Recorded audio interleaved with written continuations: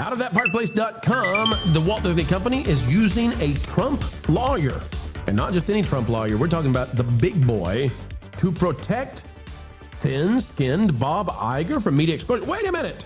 I thought Bob was gone. And now Disney is protecting him with huge money? Oh my. Well, let's find out what's going on. It says Bob Iger isn't waiting around to see how his story gets told. With an unauthorized book about the Bob Iger era of the Walt Disney Company on the way, the company has reportedly brought in one of the most aggressive defamation lawyers in the country. Yeah, some people say he is the toughest, meanest hombre around, raising immediate questions about what exactly they're trying to get in front of before it hits shelves. According to Matt Bellany of Puck, P-U-C-K, Disney has hired high-profile attorney Charles Harder to intervene ahead of the release of a new book by Robbie Whelan, who I believe is out of the Wall Street Journal. I'm told Disney has hired Pitbull anti-media litigator Charles Harder to push back on author Robbie Whelan's tome, Bellany said. The choice of lawyer here isn't incidental. According to Bellany, Disney didn't just hire any legal representation. They brought in Charles Harder, a figure with a long track record of high-profile and often aggressive media battles. He's defended Donald Trump against Stormy Daniels. He's defended Melania Trump. He's defended Hulk Hogan. And it goes on and on. Now, this is what's amazing to me. It says, in recent weeks, Harder has sent multiple threatening letters to the book publisher and says that they're slamming the author Whelan, who's a journalist, as a supposedly biased journalist committing a hit job on Iger and the company. It says Disney has also reportedly pushed for early access to the book's contents, demanding sufficient time to fact-check the book. And folks, everybody's reporting on this now. It seems like Disney is worried that Bob Chapek, former CEO, might be ready to dish out and get revenge on Iger. We don't know. But Culture, I'll say this about it, and I'll hand it to you first. You know, we cover a lot of stuff here on Disney, and I think we've scooped a lot of things. We're not trying to say that we're, the best and the brightest, but we've been cited by the FCC, and when, we got a heck of a track record. The things we've reported on and the things that CNBC has reported on, the things that the Wall Street Journal have reported on about Disney and about Bob Iger have been plenty humiliating, plenty embarrassing. And Iger, was put on full display as like a petulant child in one of those reveals from the Wall Street Journal and CNBC about 3 years ago. Stuff about like the leadership at Disney wanting to pet a hippo. Like seriously, they wanted to pet a hippo and got mad that Chapek told them, no, you're not going to go down to the petting farm right now. We're doing a job up here in this, in this meeting. Culture, if we've been reporting this stuff and the stock dropping 50% and just all of this craziness, they've never reached out to us. They've never said, stop it, don't, please, no, ooh, ouch. We know they follow us, but they never have reached out. Culture, what would be in this book? What could be in this book that they're so scared about it that they're demanding that an independent journalist be forced to allow them to fact check it, which is crazy. What's in the book, Culture? Well, I mean, there's a couple of factors there. One, that's a stalling technique, right? They're trying to slow the roll of HarperCollins' rollout of this book. That's the first thing I would land on is that's a typical stalling technique. Second, if this is, according to what you're reporting here, if this is truly something that Disney is involving itself in, playing defense for Iger, who's no longer the CEO, although he is a part of the company still in some ways, right? What are they protecting for him? It's not going to be the company's reputation that looks bad. It's going to be his. So, I mean, is it Iger hiring this lawyer? Is it? Well, so that's the other question, Culture. Yeah. Did Iger hire this guy? One would presume so. Did he hire him and put in place to defend him before he left as CEO? Or is this a Josh D'Amaro initiative? Like, we don't know, but boy, it seems like it could be something where Bob Iger got out of Dodge and bought himself a defense before he left. Well, and if he knew something like this was coming, which obviously they had foreknowledge that this was coming, I think some of the other broader reporting is that Whelan's also had some very negative takes on Iger in the past, right? So, well, he was part of that. He was part of that expose about the plane ride with Chapek and how they tried to sabotage. Yeah. You remember they told Chapek at the very last second, oh, well, you're going to be in charge of this meeting.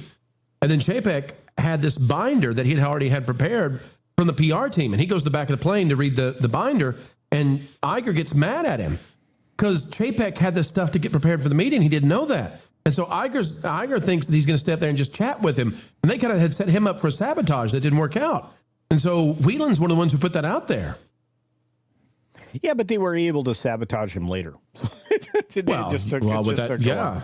And look, I mean, you know, his sudden exit, I think, is something that anybody can be critical about, because everybody assumes he had inside information about that period of time that all of, you know, many countries were locked down. And I think that is going to be kind of a negative, right? I mean, the connotation. Well, you would think. Negative. You would think. I feel like also at the same time, the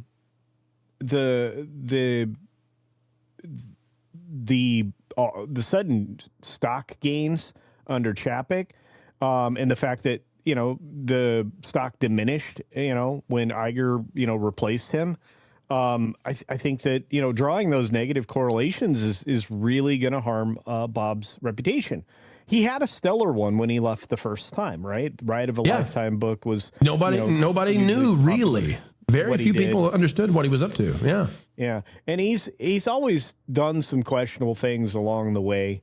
You know, in the support of the Save the Disney campaign and everything else to try to, you know, oust Eisner. I always felt like he was more an upfront PR smile guy than he was, you know, a business genius. And I think that's probably the other thing they're concerned about. But my question is always going to be, are the sycophants that he left behind the ones that are going to make this push for this, you know, this kind of lawyer being involved in this? Or is it somebody else? And why in the world, you know, for as much hate in their heart that they have for somebody like Hulk Hogan, or Donald Trump or Melania even, why would they grab that attorney? Oh, I know 100% culture. Oh. So this attorney, you're right. He has represented people from the right. And Bob Iger is definitely not on the right. And Disney's not on the right. So why did they hire him? Because he's the best. Well, he took down Gawker. He took down Gawker. So they want to take down. They want an attorney who knows how to take down a media empire. They want to go after. They want to go after. Yeah, whatever it takes, man. Whatever it takes. And so that's why. And okay, so let me throw this to Ron, and we'll come back. Culture. Okay. Ron, this is not a cheap attorney. This is one of the best of the best of the best, the meanest, the nastiest, and he's a winner in this very particular area. He's been a winner for individuals on the right. You would think that the Disney board needs to be knowledgeable about this is happening. You would think the new CEO needs to know about it. Ron, this is a big deal. What the heck could justify the Disney company defending Bob Iger, who's not their CEO any longer? What the heck could justify this? Why are they all in?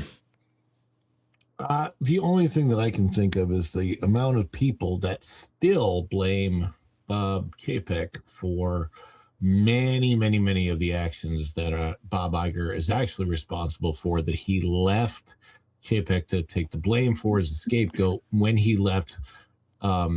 So, I mean, a lot of people may not remember Bob Iger's former tenure prior to him leaving the first time.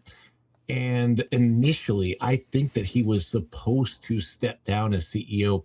Was it as early as 2015 or 2017? I mean, he overstayed his welcome the first time. Then Bob Chapek was assigned to be CEO exactly literally weeks before the shutdown of the parks in 2020. However, Bob Chapek he was known that he was going to be CEO before the public knew that the parks were going to shut down. But that does not mean that Iger and Chapek didn't already know that the parks were going to shut down. There's a lot of information that has obviously been hidden from the public eye, specifically to protect Bob Iger's reputation, specifically to protect a lot of the things that he put, or whoever actually wrote it, put in his last biographical book about him. I know people that have read, and I don't remember the name of it, the Bob Iger book about him being the greatest CEO of all time of any company, including Disney, and they love that book. But I think that what we would find out from this new book is that a lot of that stuff wasn't even true.